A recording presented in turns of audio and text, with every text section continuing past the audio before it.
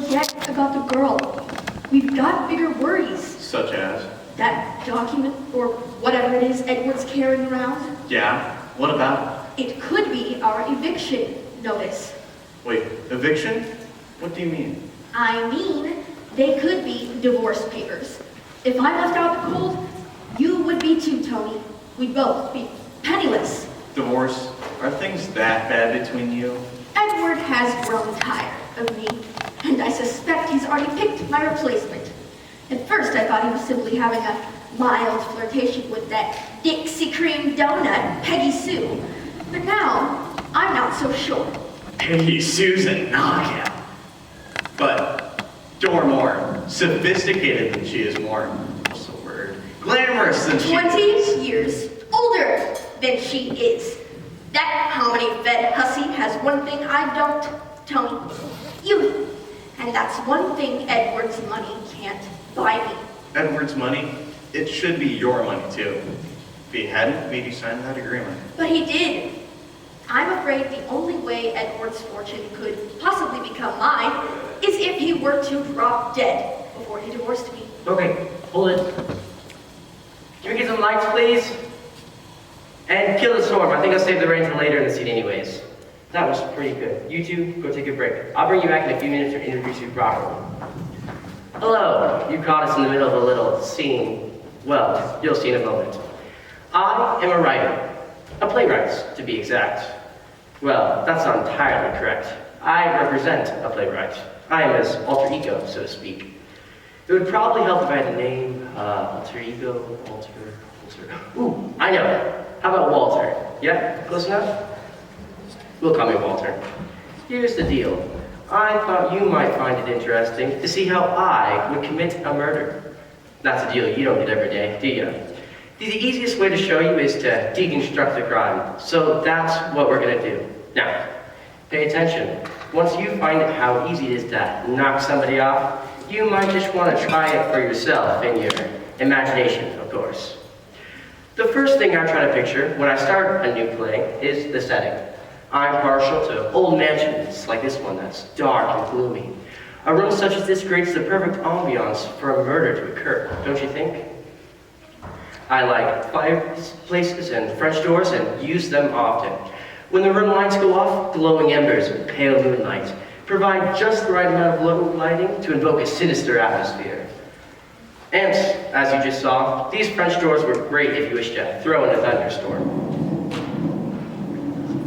I've learned to keep the storm effects to a minimum, though. If they go on for too long, people start popping up in the audience and rushing out to the restrooms. That can be terribly distracting. 86 the storm. I get the feeling you were just about to go off to the restroom. If you can hold it till intermission, I'd be extremely grateful. Now, on with the subject. This archway, it's good for sudden entrances. I usually show the base of the staircase beyond, so you get the sense the house is at least 2 stories tall. The characters can go up and down to the bedrooms, presumably. The passageway here gives entrance to the kitchen and other rooms downstairs. A door off up right creates the sound effects for people going into and coming out of the house. This door beyond the fireplace leads to the parlor and provides yet another access for the murderer to do his thing. Or hers, I intend to use it for this purpose.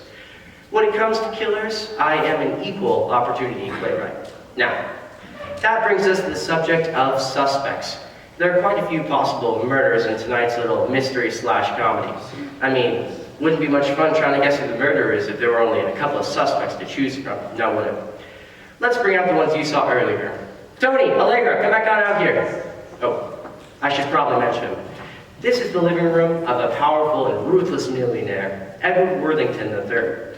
You'd be surprised with how much time I put into thinking of just the right name for my characters. Edward Worthington is a strong man with a mature personality, and the third suggests money handed down through several generations. Admit it, you wouldn't have conjured up that image if I'd named him Jack Sprat, now would you? We'll meet that man later. As you'll find out, many of our characters have very strong feelings towards him, including these two. This is Edward's current wife, Allegra, his second one, to be precise. Help me out. When Edward retired of his first wife, Justine. He divorced her and married me. It's an old story. Middle-aged man dumps first spouse for trophy wife. I suppose I should be grateful you didn't name me Heisman. Oh, not a chance, my dear. Although I do go for laughs, I draw the line at low comedy. Allegra suits you perfectly. It's beautiful and mysterious, like you. Thank you. I shall do my best to live up to it. And I'm Allegra's brother, Tony Blackburn. Yeah, I'm a playboy, and can I help it if women find me irresistible? Hey, gorgeous. How about meeting after the show tonight? I know this quiet little place where we can have an intimate supper for two. Then later, we can go back to my place, put on some romantic music. Okay, Tony, hold it. You'd better not make any plans for later. If I decide to make you murder, you might just find yourself in an intimate little jail cell. That's true. How about a rain check? I use playboys in my shows fairly often. They invariably try to seduce one of the young women, a sweet, innocent maid or two, for example. This adds suspense. Will she succumb to his charms, or won't she? This is called subplot. At any rate, let me warn you, if you do make plans with Tony for later, I absolve myself of all responsibility for his actions. I can control him up here on stage, but out there in the real world, moving right along. Why don't you two go take a seat at the table? Okay. Justine, Deborah! Allegra mentioned Justine Worthington, Edward's former wife. This is she and her daughter, Deborah, a college student. Justine, what are your feelings towards your former husband? I despise the Remember, G-rated show. old goat. When we married, I was young and attractive. I gave Edward a beautiful daughter, Deborah. But when I failed to provide him with a male heir that he could mold to be as cold-hearted and power-hungry as he is, he made my life a living nightmare. Poor Mom. Father didn't mistreat me. He ignored me. When I was 6 or 7 years old, I had long curls that fell to my waist. One day, I took a pair of scissors and chopped off all my curls down to a 1-inch burr cut. This was years before girls even considered such a style. Your beautiful curls. I thought if I looked more like a boy, then Father might pay more attention to me. But I don't even think he noticed. I might have been able to forgive Edward for what he did to me, but his behavior towards our daughter, I'll resent him for that till the day I die. Or he does. We get the picture. Be seated, ladies, and I'll continue the introductions. Edward has one other family member, his sister, Beatrice Worthington. Beatrice is several years older than him and helped raise him since their parents were jet-setters who were constantly zipping around the globe, leaving their offsprings in the hands of nursemaids and servants. Beatrice is somewhat befuddled, and it's quite possible Edward allows her to continue to live with him more as a sense of duty than any feelings of affection towards his sibling. Did somebody call me? Yes, Miss Worthington, come on down and say hello to all these nice people. People? Oh, hello. It's so nice to see you all. I don't go out very much, so I rarely get to meet anyone except for Edward's associates, who call occasionally, and then I never seem to understand what they're talking about. Oh dear.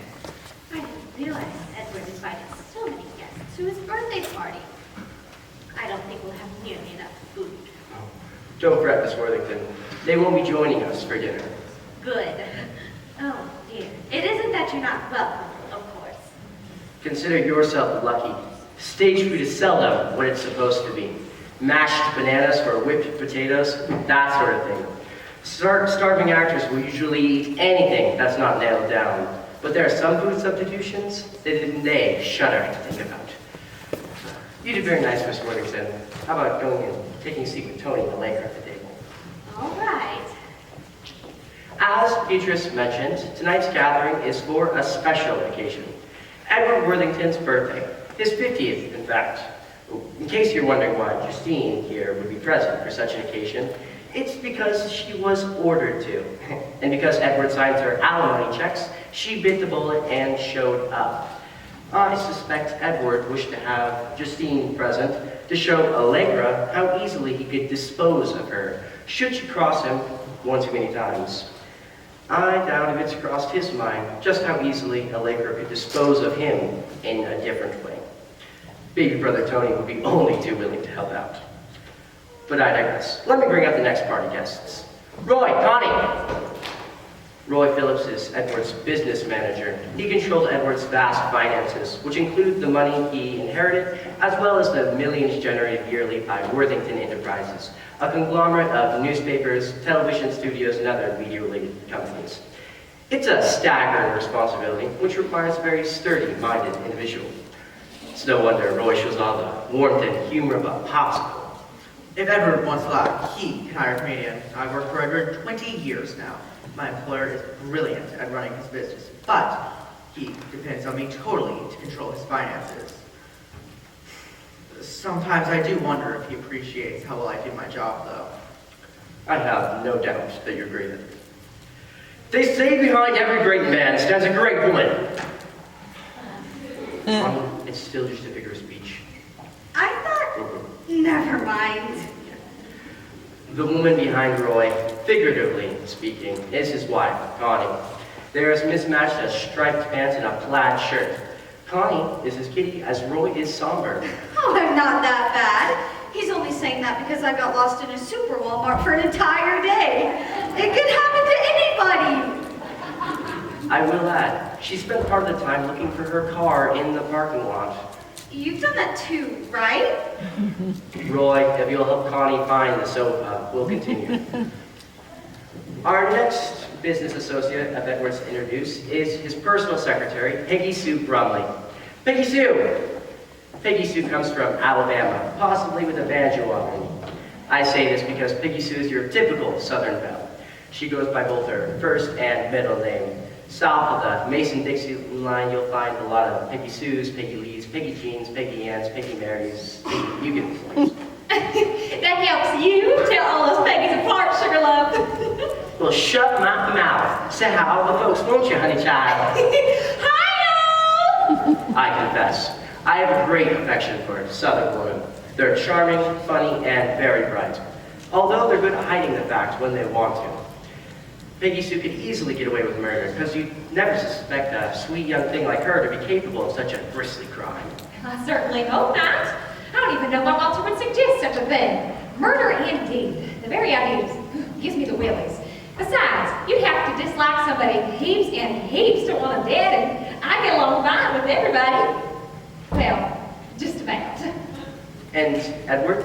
Edward can be awfully demanding at times, and real rude when he gets in a bad mood. But if he gets in bad moods a lot, I'll admit he does ruffle my feathers, but you can't murder somebody for having an unpleasant disposition, can you? Anything's possible. How about going and taking a seat with the family at the table with Peggy Sue? Sure, sweetie.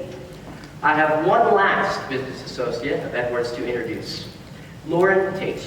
Lauren is a lawyer, but it doesn't necessarily make her the villain of the piece. There's no doubt the woman can draw up legal papers. In fact, if she'd been around in 1776, she could have drawn up the Declaration of Independence in 15 minutes. I accept the compliment because it happens to be true. You could say I'm adept at writing the modern equivalent of the Declaration of Independence. To wit, divorce papers. Just ask Allegra Worthington. It's also possible that Justine Worthington will be able to attest to the fact in the near future. Both women have also learned a hard way that I write a marriage contract that is ironclad, one that protects Edward with complete success. Thank you for the information, Lauren. You'll receive my bill in the mail. I have only myself to blame. I created it. Now, one more set of introductions, and then we'll get this show on the road. The servants. Staff, please join us. In real life, it would take the staff the size of a small platoon to run a mansion as big as Worthington Manor. But for our purposes, these five will do quite nicely. Sound off, troops. I am Thomas, the butler. I picture Worthington Manor as a huge ocean liner of which I am the captain. The other servants can come to her on a very tight ship. That's the truth, and I like it that way. I'm Mrs. Vickers, the housekeeper. Mr. Worthington's Manor is a showplace, and I intend to keep it that way. I'm Ina the cook. Somebody didn't give me a last name, so it's just Ina. I do my job, keep my ears open and mouth shut. You'll be surprised what I can tell you about the people who live under this roof. But I won't. I'm Edith, and I'm Edwina. We're the maids. We're kind of shy, and we'd rather not be up here talking about ourselves. I heard what you said about Mr. Tony trying to seduce maids, and that makes us nervous too. Oh, don't worry, my dears. We'll get to that when the time comes. If I may take center stage. There you have them, the cast of characters in tonight's little mystery/comedy. They include, as you recall, Edward's current wife and her playboy brother, his ex-wife and their daughter, his sister, his business manager and his wife, his secretary, his lawyer, and the household staff.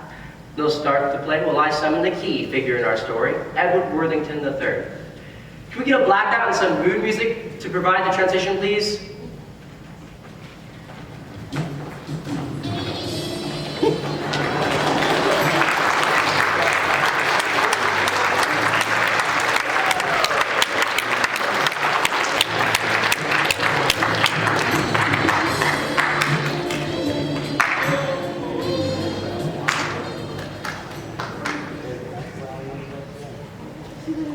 I'm sending the hors d'oeuvres, Miss Vickers. Place them on the table, Edith. Though I doubt anyone will have much of an appetite. That would be a shame. Ina has prepared a wonderful dinner. Pot roast, gravy, whipped potatoes. She could have saved herself the trouble and opened a can of Spam. Believe me, this crowd won't have their mind on the cooking. What do you mean? I mean, these people know Mr. Whittington. He's barely civil to them at best. You mark my words, the boss is up to something. I hope it doesn't get unpleasant. I hate scenes. Well, you better find the room closet to take shelter in. I know Mr. Whittington, and I know what he's capable of. You come on in here, Miss Beatrice. Call us your room downstairs when it's ready. I'll take that. I found her on the dining room table with a knife in one hand and a fork in the other. I'm hungry. There are some of Ina's lovely hors d'oeuvres on the table. Why don't you have some of those? I believe I will. I have to get back to my first response. Edith, come with me.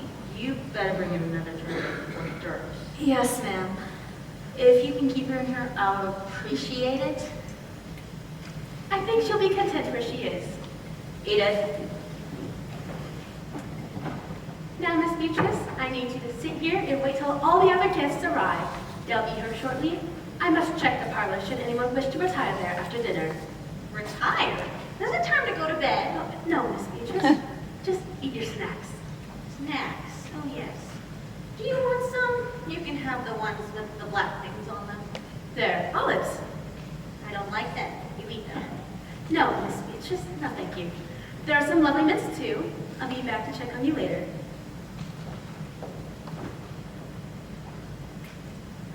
That poor woman.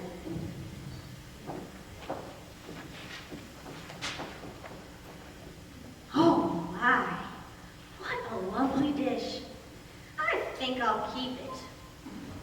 But the pebbles inside are in the way. Much better. My. Okay. Nasty things. I feel like a hypocrite. Besides, what do you give someone who makes more money in a lifetime than you do in a day? A doormat so that people can kneel on it to kiss his feet? I think he owns several already. What did you get him? I got him a necktie, as close thing I could find to a noose. What did you get him? A gold-plated pen and pencil set. Since everything Edward touches turns to gold anyway, I thought they'd be appropriate. Presents? Are those for me?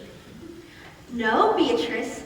They're for your brother. It's Edward's birthday. Remember? It is? Oh, that's right, it is. I forgot to get him a birthday present. But I could get him a little something I happened to pick up. That's not necessary. I'll put these over here. Are those hors d'oeuvres? They look good. Most of them are. I'm not very hungry anyway. What is this? Disgusting. What is it? Some sort of beetle, I think. Must have come from the French doors. Huh.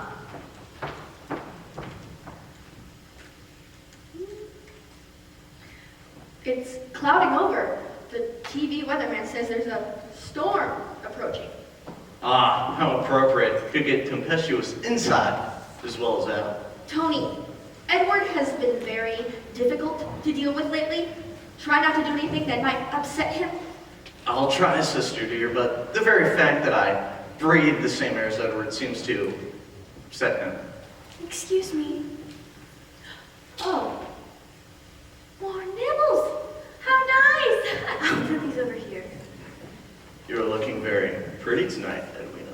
It must be the dress. Thank you, Mr. Blackburn. You're looking very nice in your tuxedo. Edwina, I imagine Ina could come up with something for you to do in the kitchen. Why don't you find out? Yes, ma'am. Really, Tony, you should try charming some young heiress who could support you. I don't think Edward is going to allow me to help you out much longer. The old skinflint? But don't worry, Allegra. I have enough charm to go around for both heiresses and pretty maids. Ah, the guests. They're starting to arrive. Come in. Let me take your coats. Thank you, Hollister. Oh, the life of the party has arrived. The Phillips. Hey, Roy. Old boy. Tony, Allegra. Roy, Connie, Allegra, you look beautiful. I love that dress. I wish I could find one like it. I don't think they carry Armani at Walmart. You might be right, but I'll ask next time I'm there. You do that. Where is our host? He'll be down shortly. Make yourselves comfortable. I'll get us something to drink. Hors d'oeuvres. I don't mind if I do. Good evening, Miss Beatrice. May I join you? I suppose so. Eat the ones with the black things. You ready, Miss Worthington? Yes, Edith, you can begin to serve the wine. Yes, ma'am. So, Roy, how are things going at the office? Under control. I don't doubt that in the least. So, how are things? Wherever it is you spend your time? Couldn't be better, Roy. Could not be better. Come in, Miss Bromley. Let me take your coat. Oh, I'll have to get Edith to bring in some southern comfort. Oh, thanks so much, Hollister. Here, be lamb and whole lace. Or maybe a pint of Jack Daniels.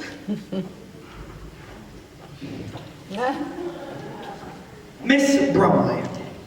Evening, everybody. My goodness, Peggy Sue. That's the biggest present I've ever received. What is it? For Edward, probably a money club. Oh, silly. It's actually a year's supply of caramel corn. The clerk assured me it wouldn't get stale. What does he care? He probably retired after he made that sale. Oh, it didn't cost a whole heap of labor, honey. Besides, it's a token gift anyway. Edward already has everything his little old heart desires. Does he now?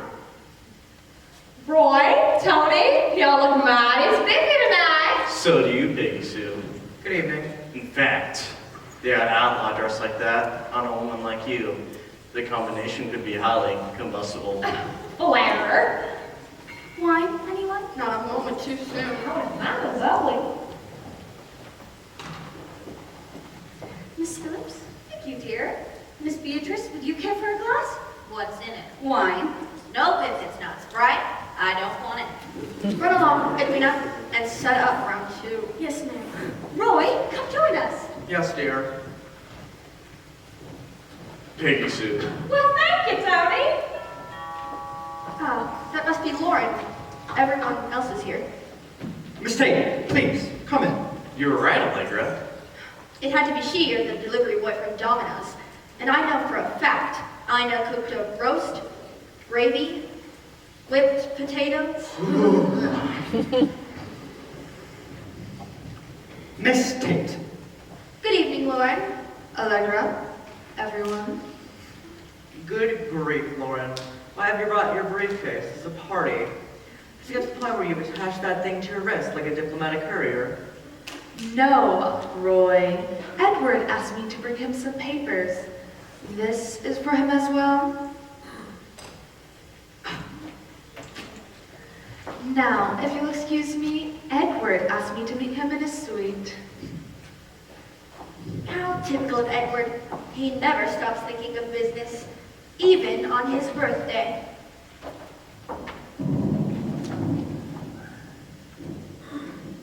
What was that? If someone's stomach is growling, they can eat the snacks with black things on them. It was thunder. At least everyone arrived before the storm. Yes, everyone is here. Now, everyone is here. Justine, who invited you to the party? Edward, and he didn't invite me, he ordered me to be here. Father told me to drive down from college as well. Since he pays the tuition, I didn't have much choice. Did I? Hello, Deborah dear. Hello, Aunt Bee. Justine dear, why didn't you use the front door? Did you get lost? No, Connie, my sense of direction is fine.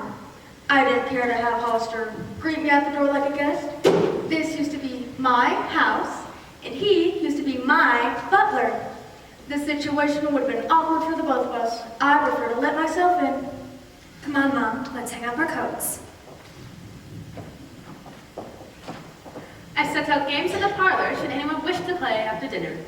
Mrs. Vickers, Justine, and Deborah Worthington have just arrived, unexpectedly. I'm afraid we'll need 2 more places set at the dining table. It's done. I knew they were coming. Why didn't you tell me? You didn't ask. More wine, anyone? Why, Miss Worthington. I mean, the other one. And Miss Deborah, would you care for some wine? Thank you. Thanks. Set the tray on the table, Edith, then help me check the dining room one last time. Yes, Miss Vickers. Oh, and Mrs. Beatrice, Miss Worthington, sorry, ma'am, but if you need anything, just ring. Edith! Ina's a great cook, so at least we'll get a decent meal out of this fiasco. What's for dinner? Roast beef, gravy, flipped potatoes. That sounds good. Deborah, darling, why don't you and your mother join us? Sit as fail. All right, this will do fine. My, what a gathering. Edward's loving family and dearest friends. What a joke. Did somebody tell a joke? I must have missed it. Don't worry about it, Beatrice. Ew. I'll have to tell Mrs. Vickers to call him Orchid Man. Edward is coming down. Quick, everybody, get up. We have to test the birthday boy. Huh? Here, Lauren.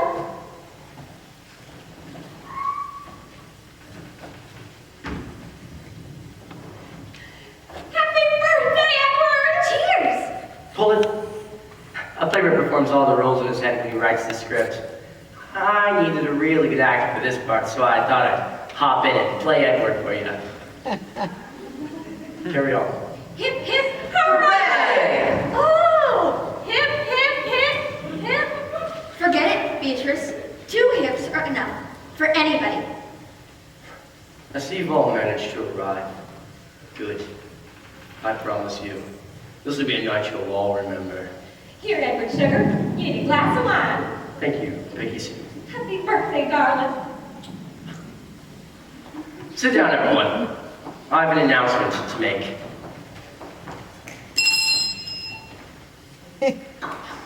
When a man reaches the half-century mark, he begins to think, where have I been? Where am I going? What do I still need to get done? You right, Mr. Worthington? Yes, Edith, tell the other servants I want to see them in here now. Yes, sir.